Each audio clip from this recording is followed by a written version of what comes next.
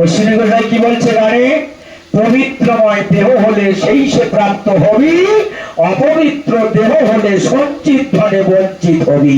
যদি মন শান্তি ধামে যাবি, যদি মন শান্তি ধামে যাবি। তাহলে পবিত্র তো হয়নি, তাহলে ছেলে বৌমা পবিত্র থাকে কিভাবে? এইবার একজন সৎগুরুকে আশ্রয় করতে হবে, যে বাবা একটু নাম নেও, একজন সৎগুরু ধরে তার কাছ থেকে একটু হরি নাম বা কৃষ্ণ নাম গ্রহণ করো। তোমার এই দেহটা পবিত্র থাকবে কিসে? তুমি কিভাবে তোমার এই সংসার ধর্ম প্রতিপালিত করবে? একজন সৎগুরু আশ্রয় করো, সেই গুরুর কাছ থেকে নাম আশ্রয় করো। আশ্রয় করিয়া ভজে কৃষ্ণ, তারে কৃষ্ণ নাহি ত্যাজে। আর নিরাশ্রয় ভজলে আচার নেই, বিচার নেই, হ্যাঁ, সূচি শুদ্ধতা, এগুলো প্রত্যেককেই পালন করা দরকার আছে।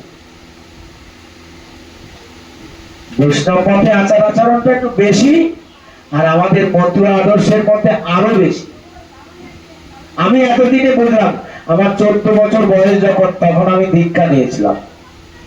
সেই দিন থেকে এই পর্যন্ত দেখে আসি যে বৈষ্ণব মতের থেকে আরো বেশি কঠিন হচ্ছে আচার আচরণ মতু আদর্শে। যখন বুঝতে পারলাম, জানতে পারলাম। হরিচাঁদ ঠাকুর বলছে দশরথকে, 3 বেলা স্নান করে কে হয় বৈরাগী? পান কৌড়ি জলে থাকে সেও কি বৈরাগী? ও দশরথ, তুমি 3 বেলা স্নান করো, গীতা পাঠ করো, ভাগবত পাঠ করো, চৈতন্য চরিতামৃত পাঠ করো, হ্যাঁ, মাঝে মাঝে একটু গঙ্গা জল ছিটিয়ে নাও, ওম বিষ্ণু তদ বিষ্ণু এই মন্ত্র বলে। আচ্ছা, এতে কি তুমি বৈষ্ণব, পবিত্র? দশরথ কোনো উত্তর দিতে পারলে না। তাহলে তাই যদি হবে, তাহলে তোমার পালা জ্বর কেন হলো? এই যে পালা জ্বর তোমার কেন হয়েছে? তুমি তো একজন পবিত্র এবং শুদ্ধ বৈষ্ণব। তুমি সব সময় যদি নামের মধ্যে থাকো, আজকে তোমার এই ব্যাধি কেন, কিসের জন্য? তাই দশরথকে দিয়ে জগৎকে শিক্ষা দিলেন হরিচাঁদ ঠাকুর। কি বলে? 3 বেলা স্নান করে কে হয় বৈরাগী? পান কৌড়ি জলে থাকে সেও কি বৈরাগী? দশরথ, ওই বারবার স্নান করতে হবে না, বারবার হস্তপদ ধৌত করতে হবে না। যদি এই দেহটা পবিত্র থাকে, ভেতরটা পবিত্র থাকে, তাহলে বাইরে এত তোমার হাত ধোয়া, পাও ধোয়া জল দিয়ে, গঙ্গা জল দিয়ে করতে হবে না।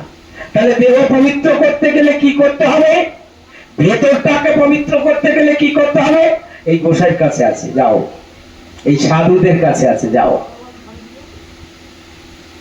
বাইরে জামা কাপড় বা দেহের ময়লা সাবান দিয়ে পরিষ্কার করলেই, ধুয়ে ফেললেই পরিষ্কার হয়ে যাচ্ছে, কিন্তু আমার ভেতর, আমার চরিত্র, এ আমি কি সাবান দিয়ে পরিষ্কার করব?